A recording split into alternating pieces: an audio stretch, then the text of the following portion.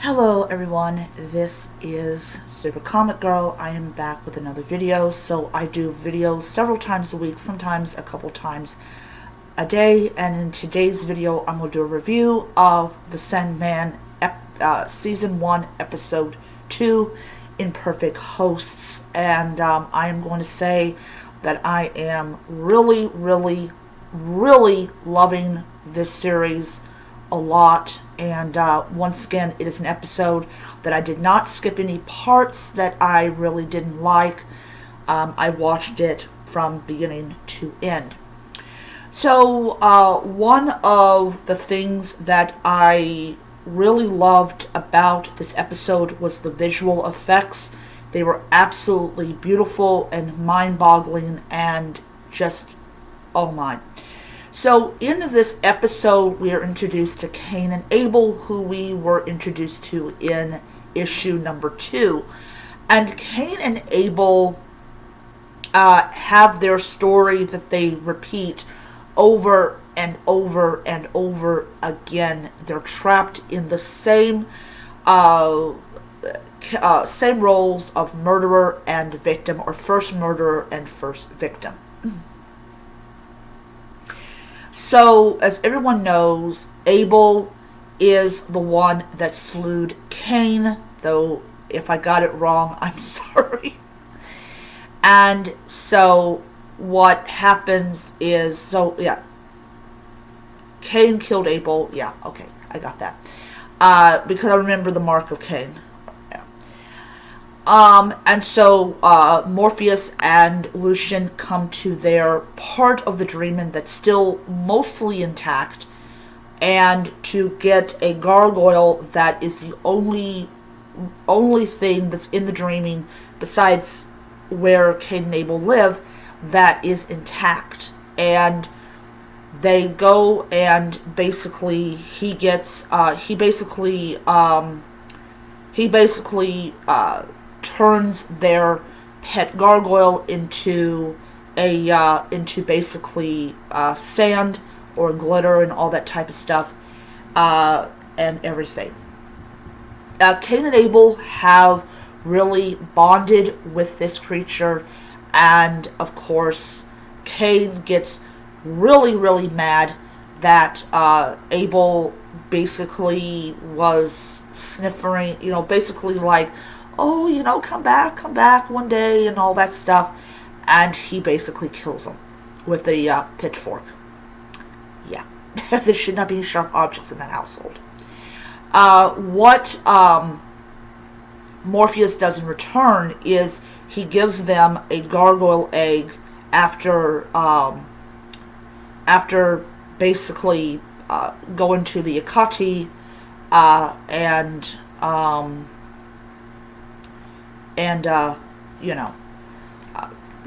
to kind of repay them for what they gave up, or what the gargoyle willingly gave up. We are once again introduced to the woman who stole the 3 objects from the Mages Society. She definitely does not look like she is like over 100 years old, because in the graphic novel, whatever you call the comic, she's probably in her 20s or 30s in the 1920s, and now she's in the age of like computers and the internet and all this stuff, so she has to at least be well over 100 years old. Maybe 110, maybe 120, don't know. She might be 130, we don't know. And basically, from what I am looking at, she probably is semi-immortal, I don't know. But her son, who is literally the only remaining descendant of this Magus, is in a mental institution. Looks pretty nice. And he doesn't really have a good relationship with his mother. So, yeah. Um, we are reintroduced to the Corinthian.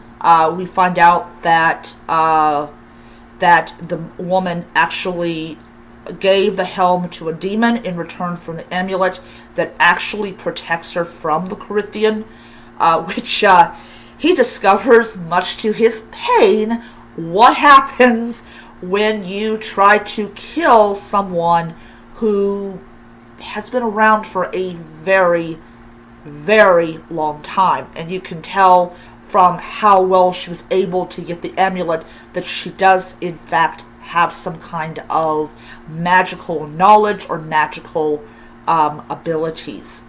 So, yeah, so she's definitely able to do a ritual without any problems. Um,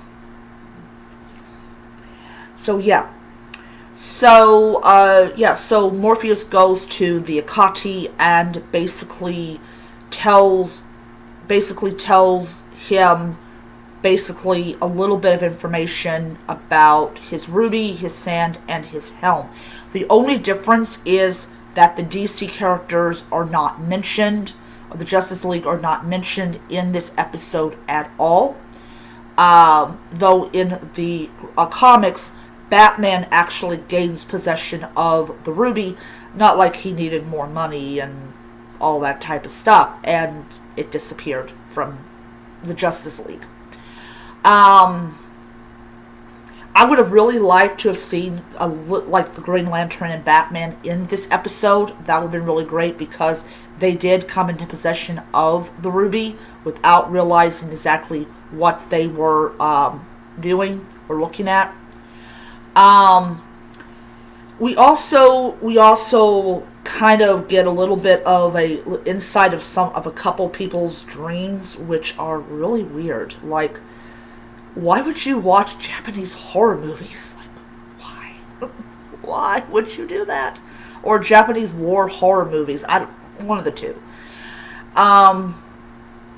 So yes. The Akati mentioned that he didn't help them with Cersei, which obviously Cersei and the Akati were having some kind of battle, and Morpheus didn't help them, which the oldest one, the crone aspect of the Akati, is still a little, like, sore about that. So what ends up happening with the Corinthian is when he is blasted with the amulet, he ends up back in Morpheus's realm, and of course he tries to convince Lucian that Morpheus doesn't care about her, and he vanishes back into the waking world. He also turns down the Raven, which of course we are going to probably see in the third episode. So, he's going back to London, and she makes a comment, says, "Did you spend the last 100 years there?" And then she goes, "Oh, sorry, I did not mean to remind you of really bad memories." And everything. He mentions to her that that none of the members of the Endless actually came to his aid, which he's still a little sore about that. I really would have loved Death to have popped up and kind of helped him, but that's not what she's supposed to do. So, overall, I mean, it's really, really a visually pleasing episode. It was a lot of stuff they did put into the episode that I really liked seeing. As I said, this series is definitely a lot more different. When fans were asking Neil Gaiman about if there was going to be a season 2, because right now the Sandman is actually the top 5 shows on Netflix, which is really good. He says that these shows are really expensive to make, and it has to get a little bit higher up. So if it does go a little bit more higher up, we probably will see a second season of the Sandman. I really would like to see that. But I'm still, new to the show, seeing the show and everything. Um, but yeah, so I am going to give this episode 5 stars. It is so visually pleasing. The special effects are very expensive to do. This is why he made a comment about season 2. Like I said, I really would. I really want to see season 2. So. But anyways, I'll give it 5 stars.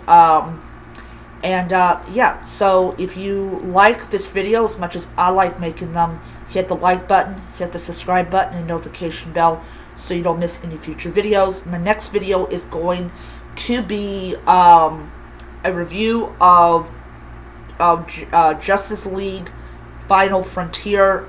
This was a movie that I didn't know that they had put on HBO Max, and I gave my review of it. And then I'm going to, while this video is uploading, I'm going to go ahead and watch episode 3, and hopefully we'll see Hell in episode 3.